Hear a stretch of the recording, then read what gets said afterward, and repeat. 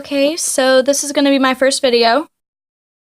I've decided to start a series that's going to be based off of the original readings of like some of the really old pastas or creepy pasta that are particularly bad and funny, and I'm going to call it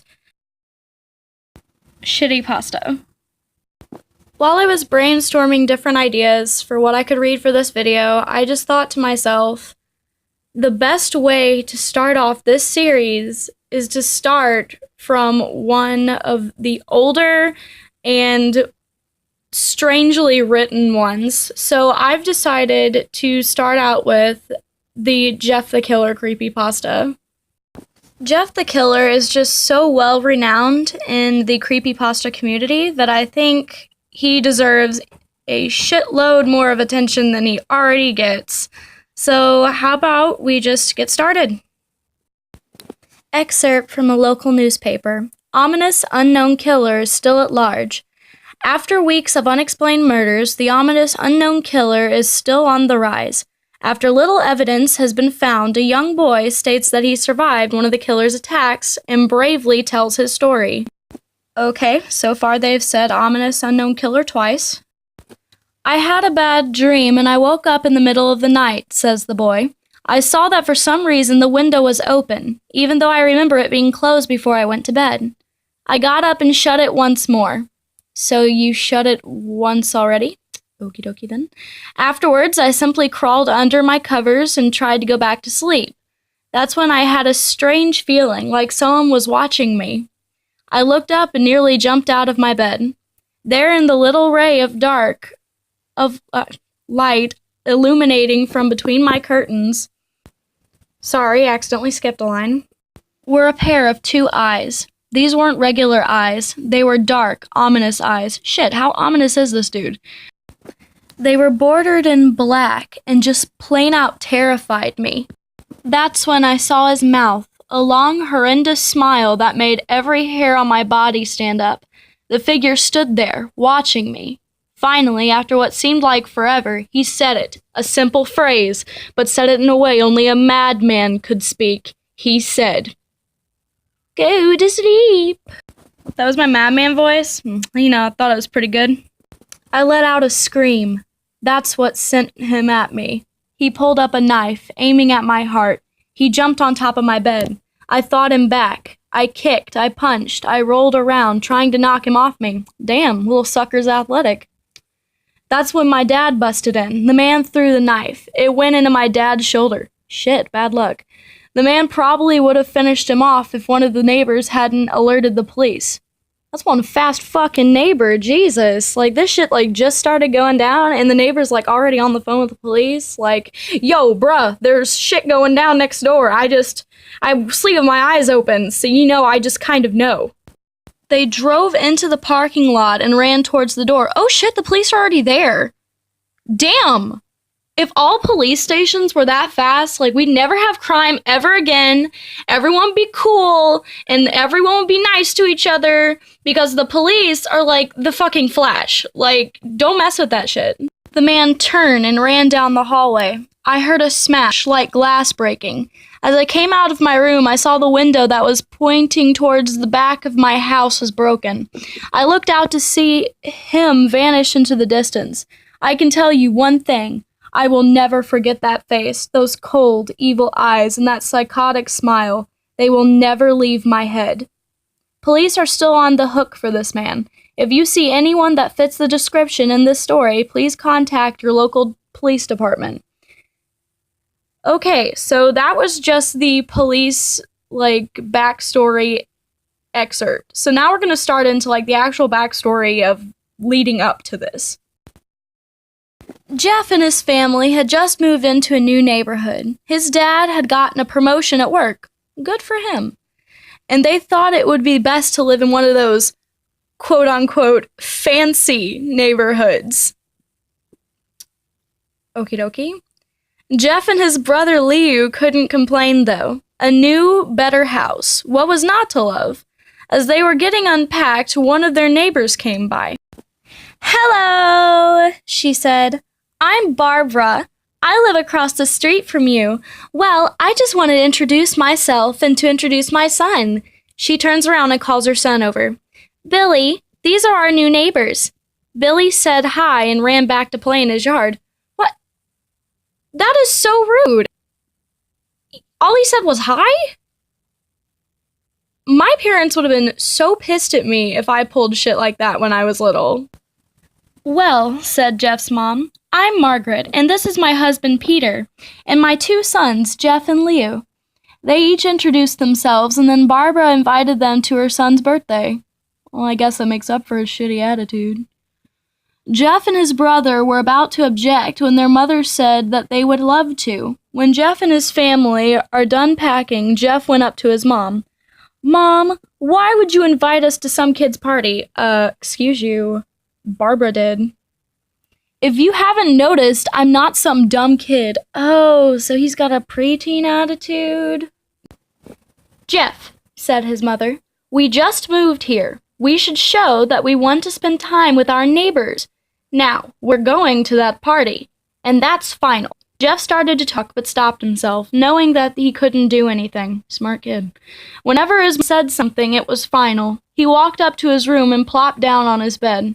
He sat there looking at his ceiling when suddenly he got a weird feeling. Not so much a pain, but a weird feeling. It's called an erection. He dismissed it as just some random feeling. He heard his mother call him down to get his stuff, and he walked down to get it. The next day, Jeff walked downstairs to get breakfast and got ready for school. As he sat there eating his breakfast, he once again got that feeling. This is a really inappropriate time to have that feeling. This time it was stronger. Oh. It gave him a slight tugging pain, but he once again dismissed it. Dude, that's not healthy. You should take care of yourself. As he and Lee finished, they walked down to the bus stop. They sat there waiting for the bus, and then all of a sudden, some kid on a skateboard jumped over them, only inches above their laps. They both jumped back and cries, "What the hell?" The kid landed and turned back to them. He kicked his skateboard up and caught it with his hands. The kid seems to be about 12, 1 year younger than Jeff. He wears an Aeropostale shirt and ripped blue jeans.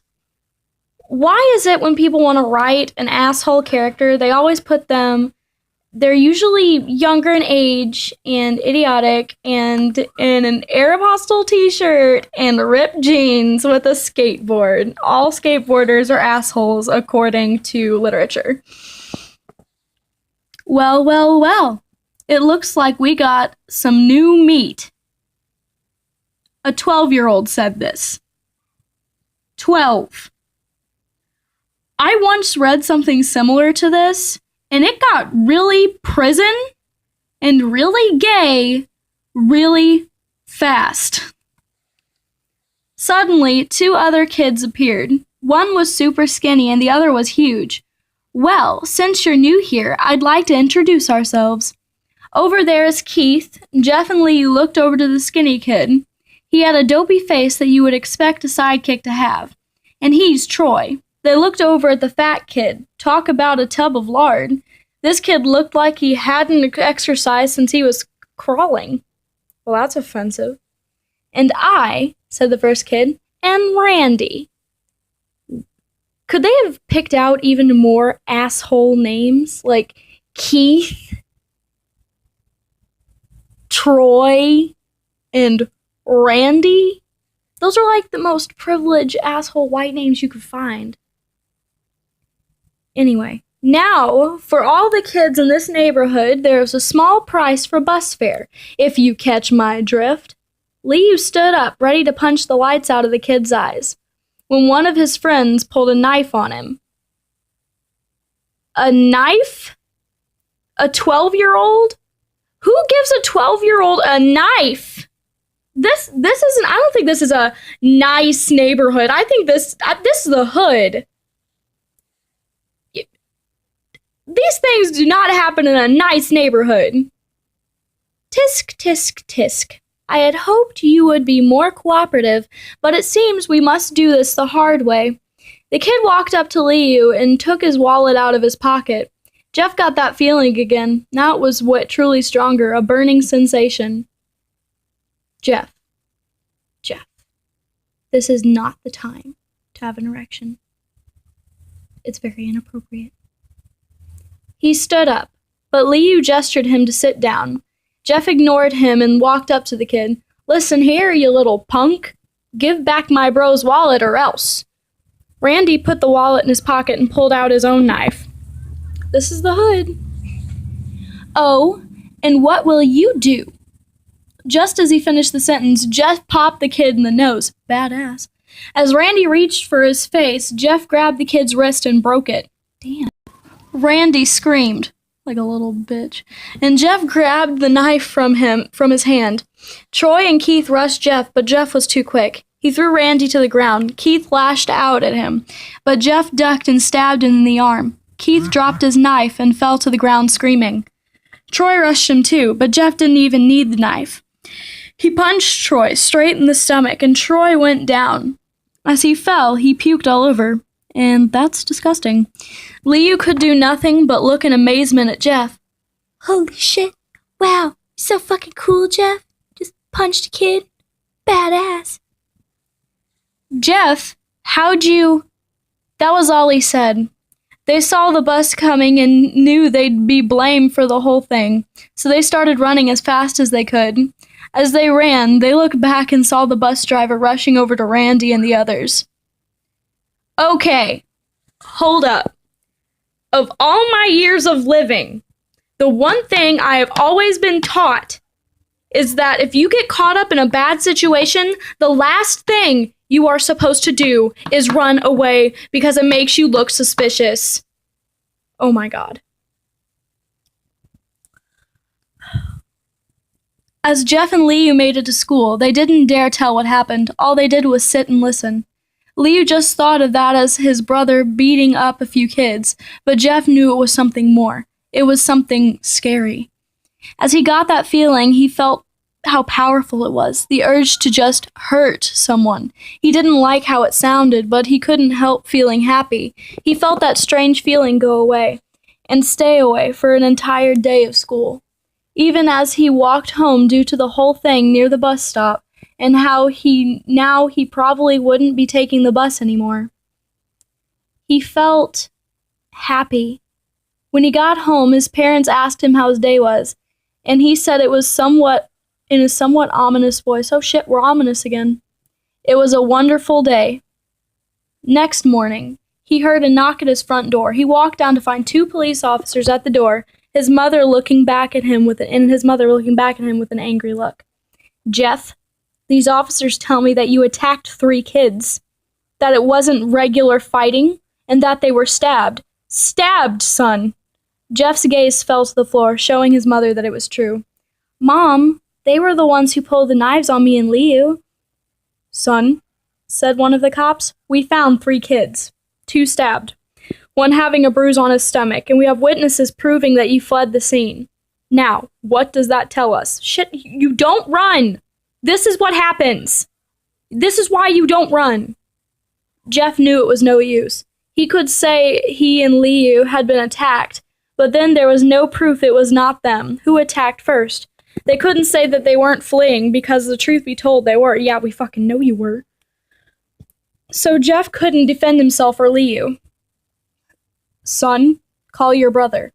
Jeff couldn't do it, since it was him who beat up all the kids. Sir, it was me. I was the one who beat up the kids. Liu tried to hold me back, but he couldn't stop me. The cop looked at his partner, and they both nodded. Well, kid, looks like a year in juvie. Wait, says Liu. They all looked up to see him holding a knife. The officers pulled their guns and locked them on Liu. It was me.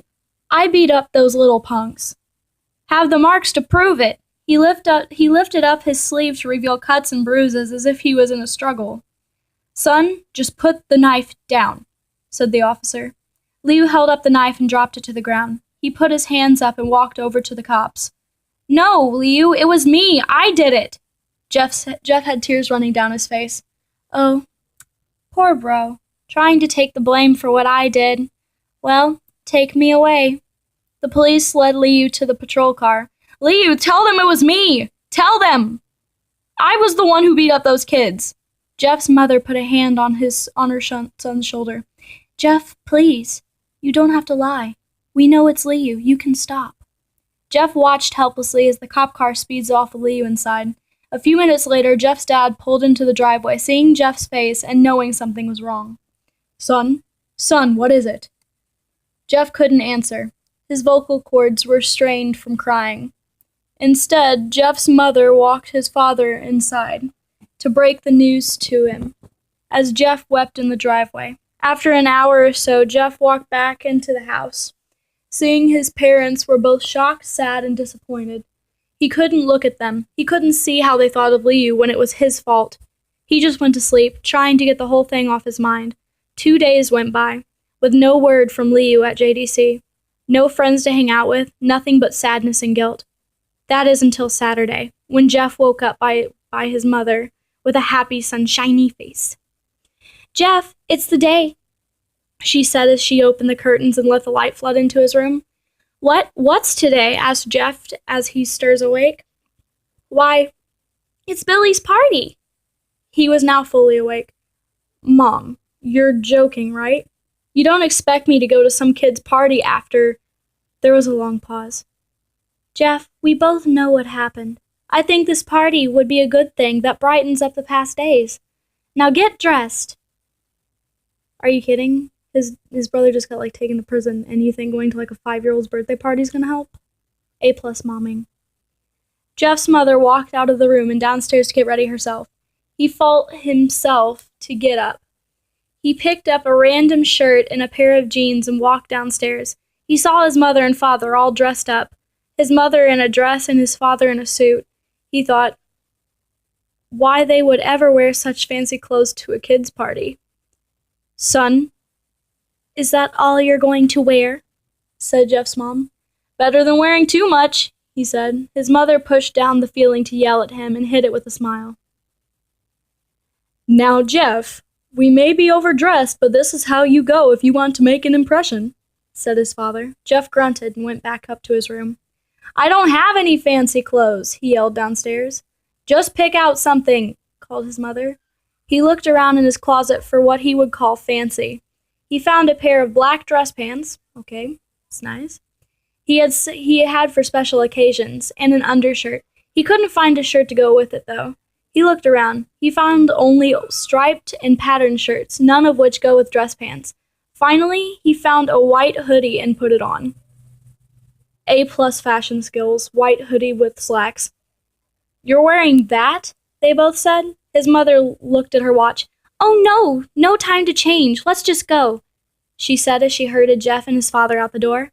They crossed the street over to Barbara and Billy's house. They knocked on the door, and at it appeared that Barbara, just like his parents, way overdressed. As they walked inside, all Jeff could see were adults, no kids.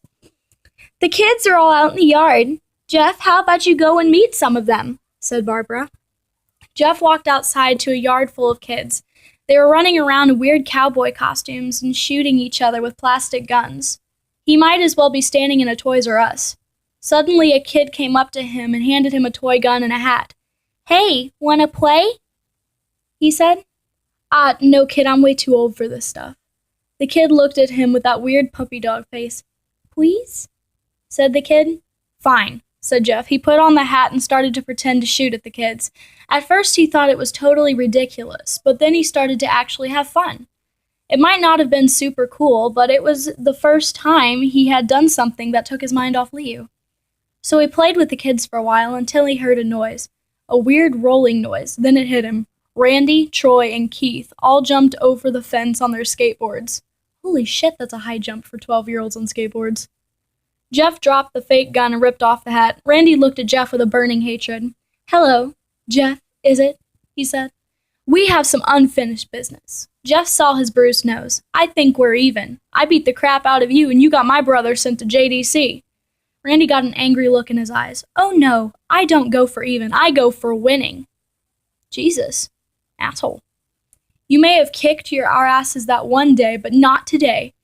As he said that, Randy rushed at Jeff. They both fell to the ground. Randy punched Jeff in the nose, and Jeff grabbed him by the ears and headbutted him. Hardcore. Jeff pushed Randy off of him, and the both rose to their feet. Kids were screaming and parents were running out of the house. Troy and Keith both pulled guns out of their pockets. First they had knives, and now they have guns? 12-year-olds and guns are not a good combination. Oh my god. No one interrupts, or guts will fly, they said. Randy pulled a knife on Jeff and stabbed it into his shoulder. Jeff screamed and fell to his knees. Randy started kicking him in the face. After 3 kicks, Jeff grabs his foot and twists it, causing Randy to fall to the ground. Jeff stood up and walked towards the back door. Troy grabbed him. Need some help? He picks Jeff up by the back of his collar and throws him through the patio door. As Jeff tries to stand, he's kicked down to the ground. Randy repeatedly starts kicking Jeff until he starts to cough up blood. Come on, Jeff, fight me!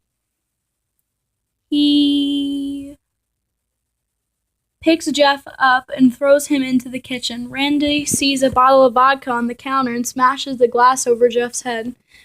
Okay, this is a bar fight. There's no way that this is 4 12-year-olds. No way. Fight! He throws Jeff into the living room. Come on, Jeff, look at me. Jeff glances up, his face riddled with blood. I was the one who got your brother sent to JDC, and now you're just going to sit here and let him rot in there for a whole year? You should be ashamed. Jeff starts to get up. Oh, finally, you stand and fight. Jeff is now on his feet, blood and vodka on his face. Once again, he gets that strange feeling, the one in which he hasn't felt for a while. Finally, he's up, Randy says as he runs at Jeff. That's when it happens. Something inside Jeff snaps. His psyche is destroyed. All rational thinking is gone. All he can do is kill. He grabs Randy and pile drives him into the ground. He gets on top of him and punches him straight in the heart. Jeez. The punch causes Randy's heart to stop. Damn. As Randy gasps for breath, Jeff hammers down on him, punch after punch. Blood gushes from Randy's body until he takes his final breath and dies. Everyone is looking at Jeff now. The parents, the crying kids, even Troy and Keith, although they easily break from their gaze and point their guns at Jeff. Jeff sees the guns trained on him and runs for the stairs. As he runs, Troy and Keith let out fire on him. Each shot missing. Jeff runs up the stairs. He hears Troy and Keith following up behind. As they let out their final rounds of bullets, Jeff ducks into the bathroom. He grabs the towel rack and rips it off the wall. Damn, he's one strong 13-year-old. Troy and Keith race in, knives ready. They just had guns. Troy swings his knife at Jeff, who backs away and bangs the towel rack into Troy's face. Troy goes hard down, and now that's all left is Keith. He is more agile than Troy, though, and ducks when Jeff swings the towel rack. He dropped the knife and grabbed Jeff by the neck. He pushed him into the wall. A thing of bleach fell down on top of him, the top shelf. It burnt both of them, and they both started to scream. This was really unlucky. Jeff wiped his eyes as best as he could. He pulled back the towel rack and swung it straight into Keith's head. As he lay there, bleeding to death, he let out an ominous smile. And we're ominous again. What's so funny? Asked Jeff. Keith pulled out a lighter and switched it on. What's funny, he said, is that you're covered in bleach and alcohol. Jeff's eyes widened as Keith threw the lighter at him. As soon as the flame made contact with him, the flames ignited the alcohol and vodka. While the alcohol burned him, the bleach bleached his skin. Jeff let out a terrible screech as he caught on fire. He tried to roll out the fire, but it was no use. The alcohol made him a walking inferno. He ran down the hall and fell down the stairs. Everybody started screaming as they saw Jeff, now a man on fire. Well, kid, he's 13. Dropped to the ground, nearly dead. The last thing Jeff saw was his mother and the other parents trying to extinguish the flame. That's when he passed out. When Jeff woke, he had a cast wrapped around his face. He couldn't see anything, but he felt a cast on his shoulder and stitches all over his body. He tried to stand up, but he realized that there was some tube in his arm, and when he tried to get up, it fell out and the nurse rushed in. I don't think you can get out of bed just yet, she said, as she put him back in his bed and reinserted the tube. Jeff sat there with no vision, no idea of what his surroundings were. Finally, after hours, he heard his mother. Honey, are you okay? She asked. No, lady, he's got a head cast on. He's not okay. Jeff couldn't answer, though. His face was covered.